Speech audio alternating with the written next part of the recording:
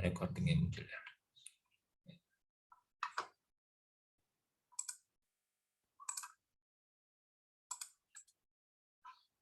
Oke, ini kakak sudah recording ya, ini ya, udah kakak recording, jadi apa namanya, nanti kalian bisa akses di Google Drive ya kayak biasanya ya. Nah, tadi sampai mana tadi ya? Sampai nomor D ya tadi ya. Sampai nomor D. Jadi kalau misalnya ada penyusutan mobil, ya kan? Penyusutan mobil ditaksir ya kan 1/9 dari harganya ini. Nah, kalau seperti ini, maka ya kan, maka kalian harus mencari yang 1/9 dari harganya ini. Berarti 1/9 dari harga mobil kan, berarti harga mobil di sini kan 6.750. Berarti 1/9-nya adalah kita kalikan, 1 bagi. Maaf Kak, itu kan mobil itu 750 Kak. Mana ini ya, mobil ya? 6.750 dia. Kak, itu penyusutan. Oh, di bawahnya mobil ya? Iya. Saya kira tuh, oke. Jadi penyusutan mobil ditaksir 1/9 dari harganya, maka kita harus cek dulu yang di bentar.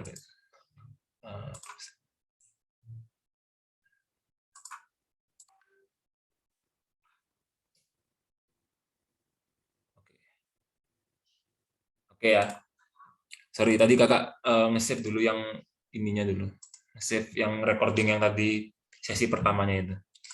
Jadi penyusutan mobil ditaksir 1/9 dari harganya, ya kan? Maka di sini kita tidak melihat dari akumulasi penyusutan yang di sini ya, melainkan dari mobilnya ini, kendaraannya di sini gitu loh.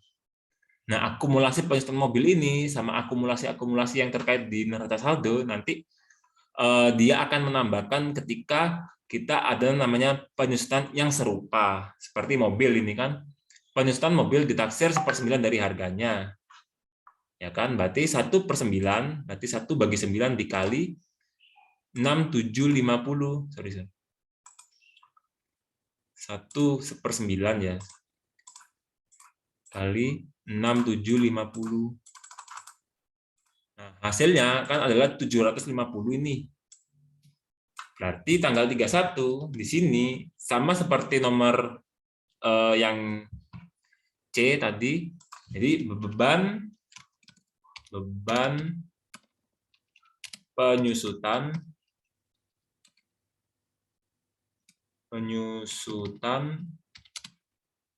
mobil ya. Ada akumulasi penyusutan mobil. Nah, di sini kita bisa melihat bahwa akumulasi penyusutan mobil yang ada di kredit di ongoing AJP di sini pasti akan menambahkan dari keterangan di neraca saldo yang ada di akumulasi yang di sini gitu loh. Nanti itu ada di dalam sesi neraca lajur atau kertas kerja. Nah, kemudian angkanya tadi kan 1/9 dari harganya, ya kan? Maka 1/9 dari harganya berarti jawabannya adalah 750.000. Berarti kan 1/9 dikali 6.750 ya, hasilnya adalah 750.000. Jadi bisa dipahami ya sampai di sini ya. Kak mau nanya Kak, Ya. itu kan penyusutan mobil ditaksir 1/9 dari harganya. Mm-mm. Di situ ada akumulasi penyusutan mobil yang harganya 750.000. Bukankah kalau penyusutan mobil ditaksir 1/9 dari harganya itu berarti yang dari akumulasi penyusutan mobil itu Kak? Soalnya sini di neraca saldo ditulis 750.000 Kak. Berarti nggak ada perubahan ya? Tidak ada. Jadi 750 ini ya kan, ini berarti sudah ada AJP yang periode sebelumnya Siska ya. Jadi untuk periode yang ongoing kita buatkan yang sedang berlangsung ya, ini kan yang berlangsung ini. penyusutan mobil ditaksir 1/9 dari harganya, berarti kita 1/9 dikalikan 6.750 ini.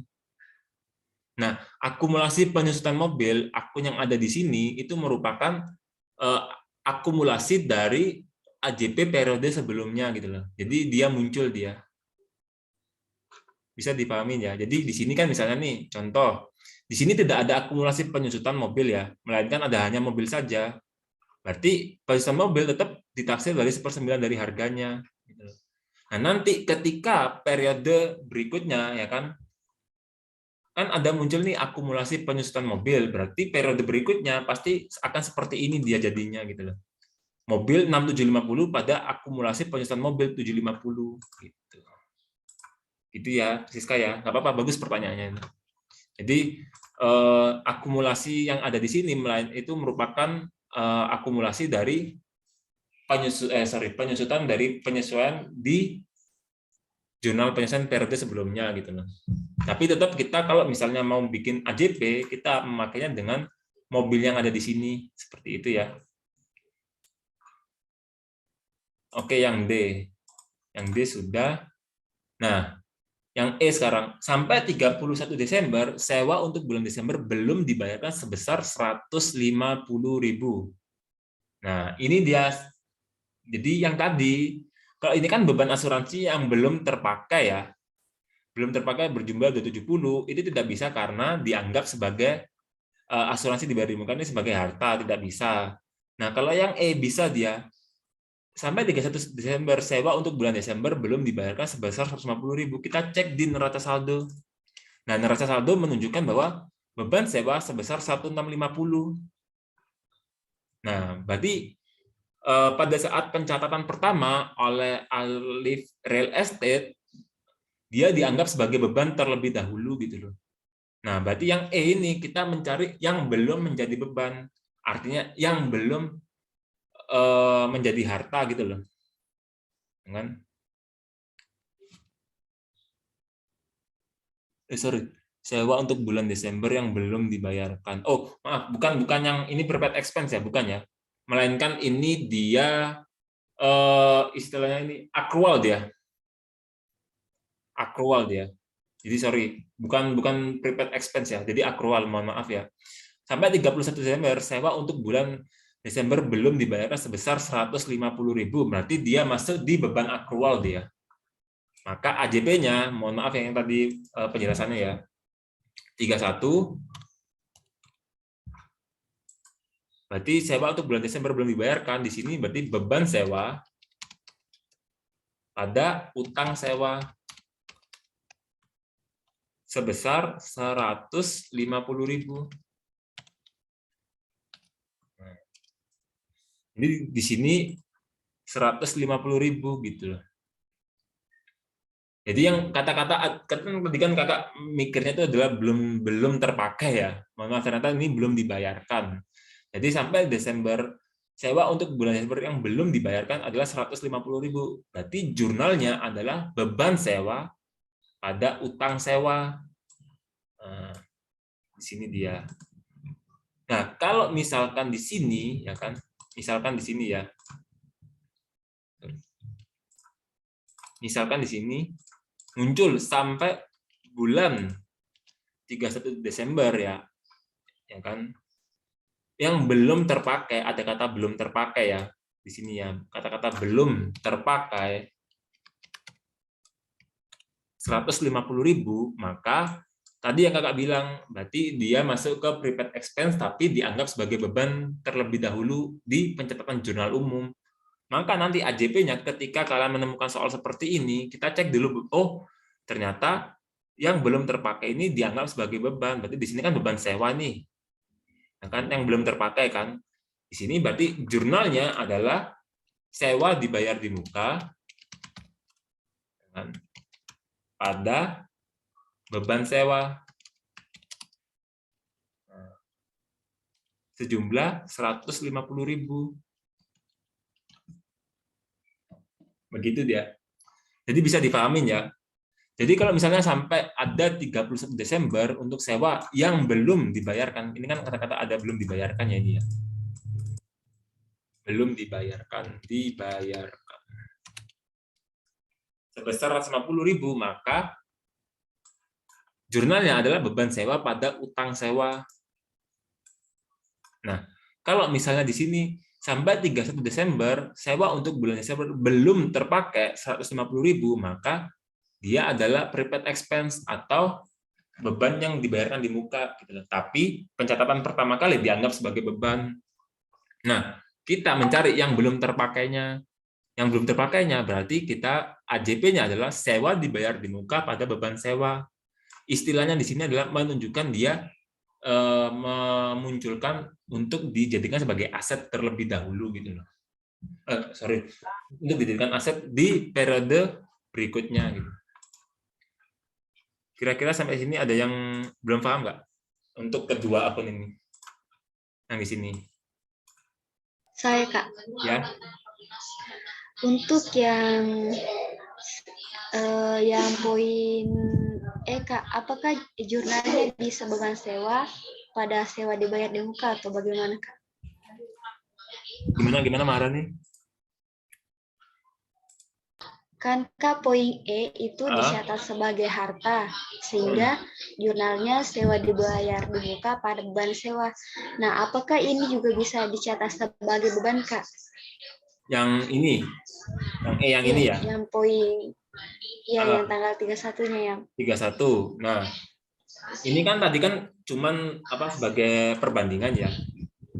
Tadi kan soalnya kan seperti ini tadi, soal awalnya ya. Oke, sama Siska sekalian ya biar nggak bingung ya. Jadi soalnya kan seperti ini, yang belum dibayarkan, kan berarti sewa untuk bulan Desember yang belum dibayarkan, berarti ada beban yang masih harus dibayarkan. Berarti kan kemarin kan ada dua menu nih dalam AJP, ada yang ditangguhkan sama ada yang akrual. Nah, ini masuk yang akrual dia karena ada kata-kata belum dibayarkan di sini dia. Nah, berarti ada beban yang harus perusahaan Alif Real Estate ini harus membayarkan ke sewanya ini gitu loh. Jadi AJP-nya adalah yang ini dia. Di sini ya. Jadi ini Kakak kasih keterangan yang belum dibayarkan ya.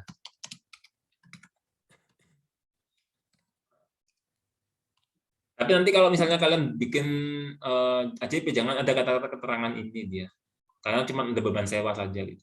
Ini hanya sebagai istilahnya pelengkap untuk yang belum ini ya, masih bingung ya. Jadi di sini sampai 31 Desember sewa untuk bulan Desember belum dibayarkan 150.000. Berarti jurnalnya adalah beban sewa pada utang sewa.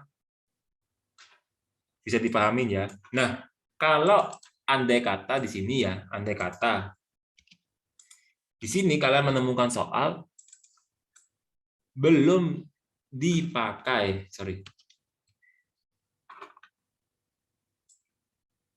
Nah, di sini ada kata-kata keterangan belum dipakai sebesar 150.000. Ini kita anggap hilang dulu ya ini ya. Kita anggap hilang dulu ya seperti ini ya. Sebesar 150 belum dipakai. Maka kita harus cek berarti yang belum dipakai dia dianggap sebagai beban dulu. Artinya prepaid expense-nya ini dianggap sebagai beban ketika pencatatan pertama kali di jurnal umum.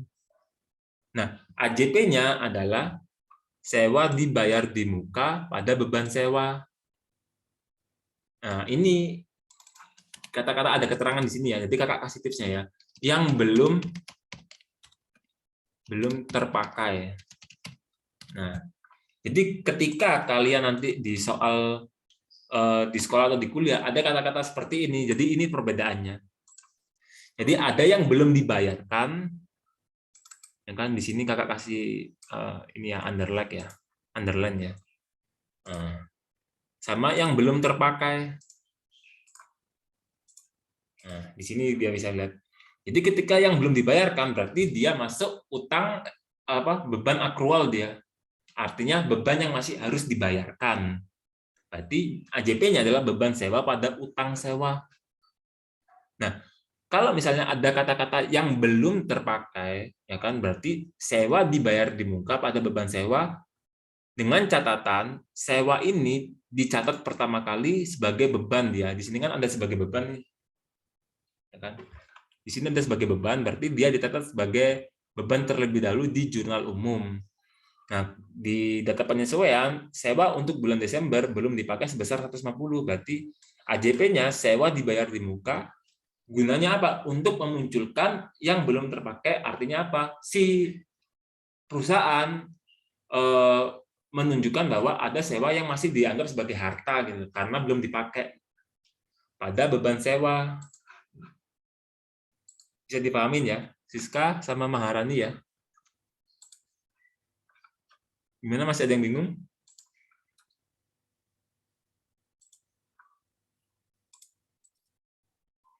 Ada yang bingung? Kak, saya mau bertanya, Kak. Ya. Kan di pencatatan itu, di pencatatan jurnal penyesuaian, ada yang dicatat sebagai harta dan ada juga yang dicatat sebagai beban.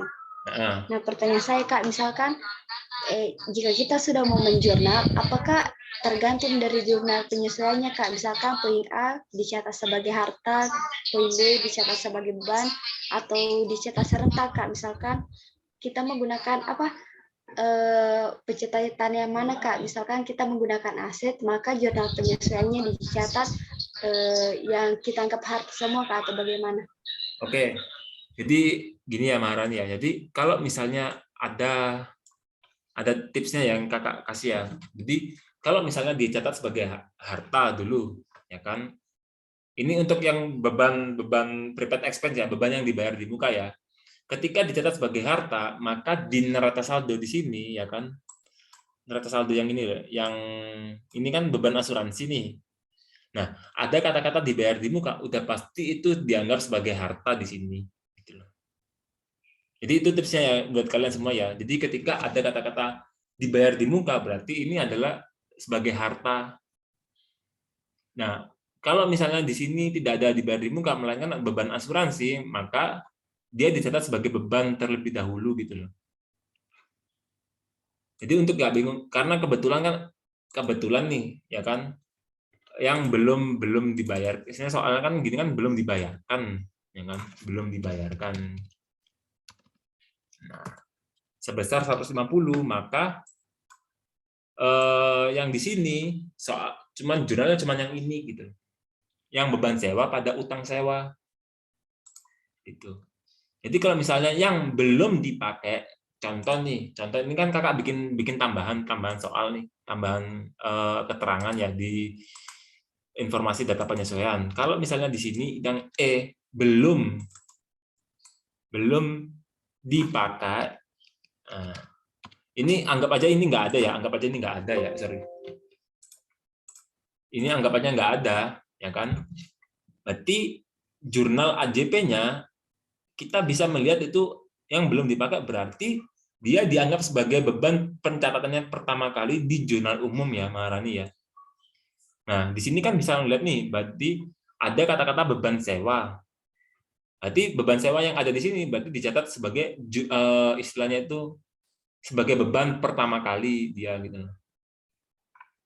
Ya kan? Nah, AJP-nya adalah seperti tadi bahwa sewa dibayar di muka, ada beban sewa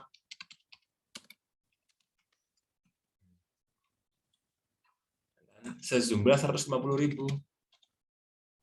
Nah, fungsi sewa dibayar di muka ini dicatat sebagai aset supaya muncul bahwa ada sewa yang masih menjadi harta si perusahaan gitu loh. Bisa dipahami ya Maharani ya. Jadi kalau misalnya seperti ini tidak ada dua jurnal ya kan, tapi kakak untuk kalian bisa memahamin perbedaannya sih gitu. Bisa diterima Maharani?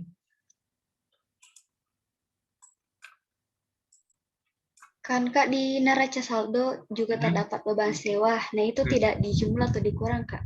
Tidak dia. Karena beban sewa yang ada di sini menunjukkan bahwa angka yang ada di sini 150.000 gitu loh. Kecuali nih, ketika beban sewa ini dipakai untuk 1 tahun, tetapi misalnya gini, ya kan? Misalnya di sini untuk dipakai selama 1 tahun, ya anggapannya 1 tahun kan, berarti 1 tahun berarti dari bulan berapa, misalnya bulan November, ternyata sampai bulan Desember baru terpakai dua bulan, berarti November sama Desember kan. Nah, sisanya berarti kan lagi ada 9 bulan nih. Nah, 9 bulan ini kita kalikan dari, kita cari dulu 1 bulannya dulu, 1650 bagi 12 kan dia. Misalnya gitu, 1650 bagi 12. Nah, hasilnya 137.500. Nah, misalnya gini keterangannya, selama 9 bulan ya. Berarti 9 bulan ini tidak ada angka di sini. Berarti kita harus membagikannya dengan asumsi bahwa beban sewa yang ada di sini dibayarkan pada bulan November. Ya kan?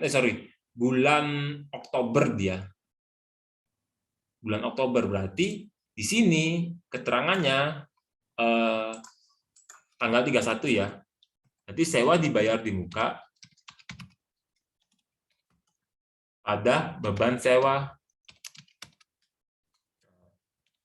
Sejumlah berapa? Sejumlah 137.500 dikalikan 9 bulan, berarti 1.237.500.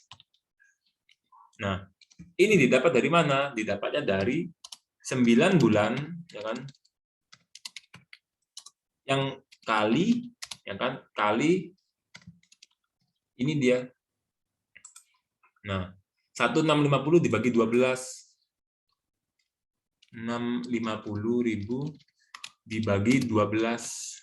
Nah, ini dia. Jadi, kita mencari yang belum terpakai selama 9 bulannya ini. Dengan asumsi ini dibayarkan pada bulan Oktober gitu loh. Paham ya situ ya Marani ya? Untuk semuanya juga ya.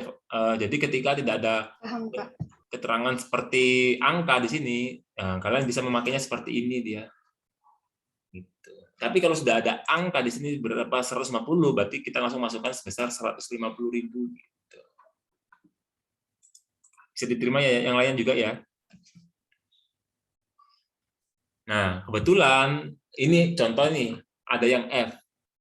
Pada tanggal 1 Agustus, perusahaan menandatangani sebuah kontrak mengelola kantor dengan pembayaran fee selama 125.000 sebulan.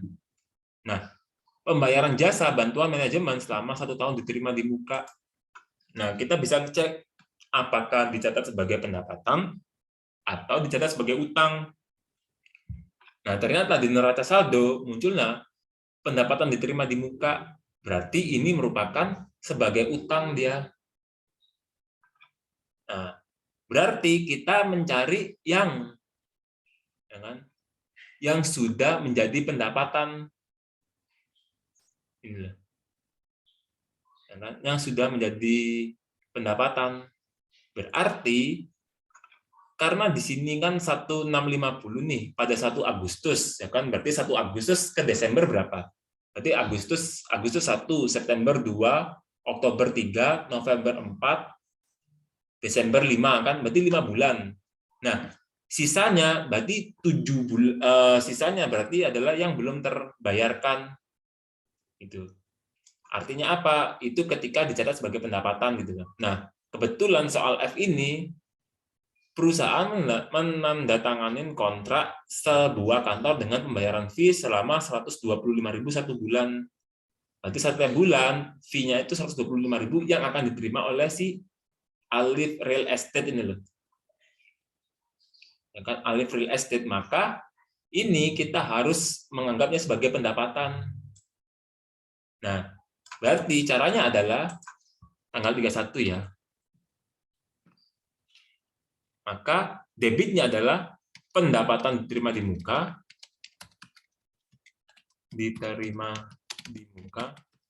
ada pendapatan apa ini dia? sebuah kantor ya. Oh, ini pendapatan jasa ini berarti ini. Pendapatan jasa. Pendapatan jasa. Nah, berarti kita mencari yang sudah menjadi pendapatan. Berarti yang sudah menjadi pendapatan berarti dari Agustus tahun 2008 sampai Desember 2008. Maka kan 5 bulan dikalikan sebesar 125.000. Ada 125.000 ya. Nah, 125.000 per bulannya. Kan? Nah, hasilnya adalah 125.000 dikalikan 5 sebesar 625.000.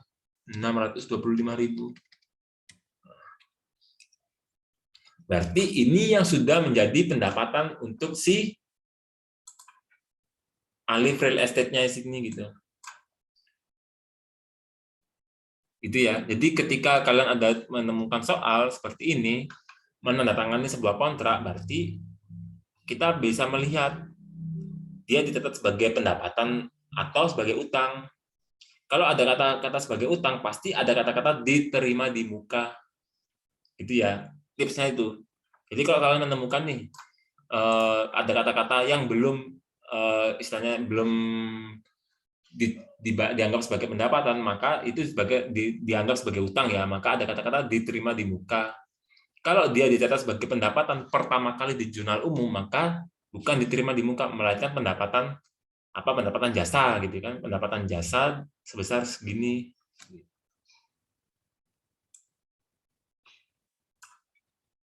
Gitu ya. Untuk yang F. Nah, untuk yang G, karena kebetulan kan tadi kan banyak yang masih belum ini ya paham untuk yang piutang ya. Nah, jadi di sini piutang tak terbagi ditaksir 2% dari saldo piutang. Berarti 2% dari saldo piutang, berarti di sini saldo piutangnya berarti 2% dari saldo piutang berapa? Saldo piutangnya kan di sini kan munculnya adalah 2325. Ya kan? 2325 berarti 1% dari 2325 berapa? Kali 1%. Sama dengan 23250.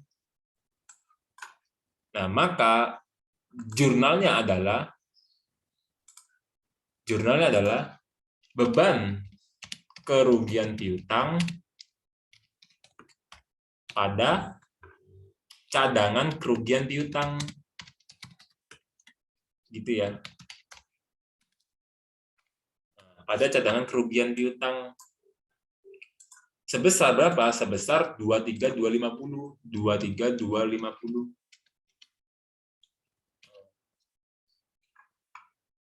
Didapatnya dari mana? 1%, ya kan?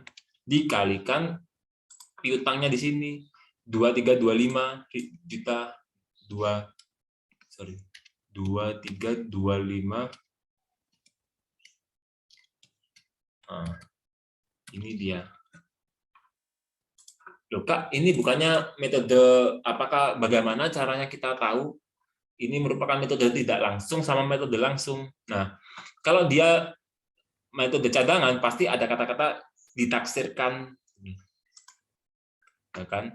Tetapi kalau metode langsung dia misalnya contoh ada piutang yang dihapuskan dari PTA, maka jurnalnya adalah beban kerugian piutang pada piutang A gitu. Di situ ya. Jadi cadangan kerugian piutang ini merupakan akun kontra dari si piutang. Itu ya. Bukan kita mengurangi langsung misalnya beban kerugian piutang pada piutang ini ketika misalnya contoh nih. Contoh ada jurnal seperti ini ya kan? Ada piutang. Berarti ini merupakan metode hapus langsung. Hapus langsung. Metode hapus langsung. Nah, kok bisa metode hapus langsung? Karena dia langsung menghapus piutangnya. kalau dia metode cadangan, dia hanya mencadangkan berapa sih kerugian yang tidak dapat ditagih dari piutang dagangnya di sini. Gitu. Paham ya sampai di sini ya? Untuk yang piutang ya. Tadi yang belum mengerti Yuni ya tadi ya. Gimana Yuni, bisa dipahamin? Paham, Kak. Jadi di sini ada cadangan kerugian piutang sama piutang. Kalau metode hapus langsung pasti jurnalnya seperti ini. Tapi dengan catatan informasinya adalah piutang yang benar-benar istilahnya PT ABC benar-benar bangkrut dan tidak bisa membayar piutang sebesar 125 juta. Nah, berarti maka AJP-nya adalah beban kerugian piutang pada piutang si PT-nya ini gitu. Tapi kalau Kak, nominalnya tetap sama? Nominalnya nanti dimunculkan di sini dia. Kalau misalnya ada informasi data penyesuaiannya gitu loh. Misalnya nih dalam piutang A dari PTA ya kan tidak dapat ditagih karena bangkrut kan. Karena bangkrut. Sebesar 1 juta. Nah, maka AJP-nya beban kerugian piutang pada piutang A misalnya di sini ya, piutang A. Maka di sini 1 juta di beban kerugian piutang pada 1 juta di piutang A. Gitu. Ini yang kalau misalnya dia metode hapus langsung seperti ini dia keterangannya. Tapi kalau misalnya ada kata-kata seperti ini, ya kan, kata-kata taksiran, pasti itu metode cadangan udah pasti itu. Jadi tips dari kakak ketika ada taksiran udah pasti cadangan dia. Jadi AJP-nya adalah beban kerugian piutang, ya kan, pada cadangan kerugian piutang. Nah nominalnya 1% dikalikan total piutang yang ada di neraca saldo. Bisa dipahamin ya?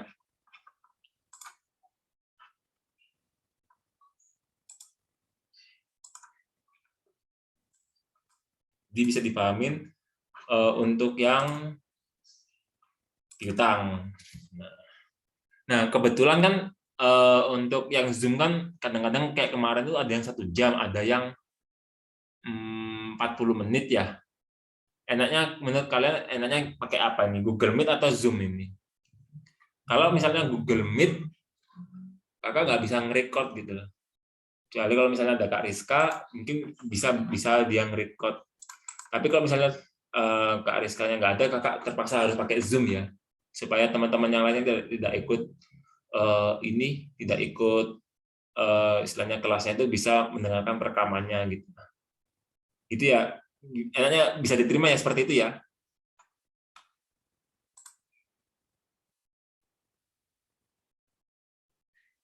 Iya, Kak, bisa. Oke. Zoom Kak, tapi satu link Kak. Jadi kita buat time-nya 1 jam Kak, terus kalau misalnya keluar tinggal masuk lagi Kak. Gimana ya biar bisa 1 jam gitu ya Siska ya, bisa dibantu ya? Di settingnya Kak, awalnya Kak. Kan ini kan Zoom-nya nggak premium. Jadi dibuatnya nanti kita buat 2 jam misalnya gitu. Tapi tetap time remaining-nya tetap 40 menit. Jadi kalau misalnya keluar nanti tinggal masuk lagi kakak start meeting lagi yang sama link-nya. Jadi nggak usah buat link lagi. Gitu Oh Kak. gitu ya. Coba kakak pelajarin dulu ya. Yang masalah Iya, satu ada link kok ya. Kak di YouTube. Ya, Ada ya. Oke. Makasih ya atas ininya. Ini ya Siska ya. Jadi gitu aja ya. Jadi kalau misalnya Kak Rizka nanti bisa join, nanti kita pakai Google Meet ya. Tapi kalau misalnya Kak Rizka berhalangan hadir, nanti kakak terpaksa pakai Zoom supaya biar bisa ada recordingnya di sini gitu ya. Oke, untuk yang pertemuan kali ini karena sudah durasi ya. Kak, Ya? mau tanya satu lagi, Kak. Ya. Kan di jurnal penyesuaian itu, yang penyesuaiannya persediaan barang dagangan kan ada biasa terdapat ikhtisar laba rugi. Nah itu Ya. caranya bagaimana Kak?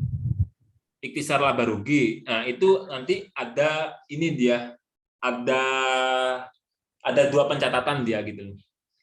Ada yang dia langsung ada pakai langsung HPP, ada yang langsung istilahnya itu ada perpetual sama periodik dia gitu. Gitu. Kebetulan nanti kan besok mungkin Maharani tak giniin ya, tak kasih contoh misalnya ada AJP ininya ya. Untuk semuanya nanti ya. Karena durasi jadi kakak kemarin belum sempat bikin yang persediaan sih gitu. Cuman karena kan ini kan dari awal sampai akhir kan masih jasa gitu, jadi belum kakak singgung yang persedia apa yang perusahaan dagang dia.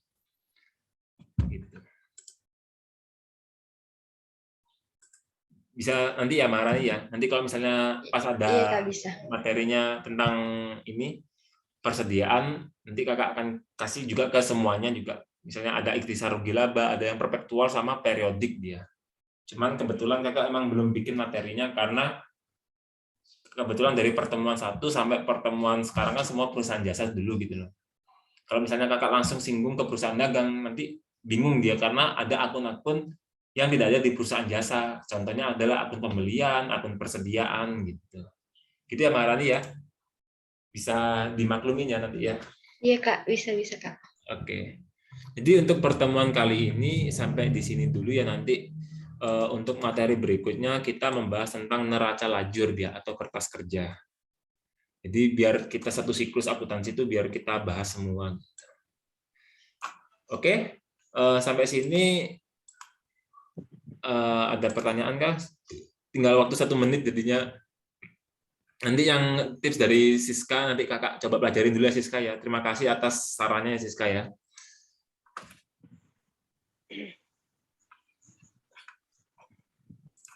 Oke, sampai di sini untuk pertemuan ke-16 ini. Besok kita masuk lagi di jam yang sama ya. Nanti kalau misalnya Kak Rizka ada, kita pakai Google Meet. Kalau misalnya Kak Rizkanya nggak ada, kita terpaksa pakai Zoom. Jadi supaya ada recordingnya. Oke, sampai di sini kakak akhirin pertemuannya. Sampai jumpa besok. Jaga kesehatan ya. Sampai jumpa. Terima kasih, Bli. Ya, Terima kasih, Kak.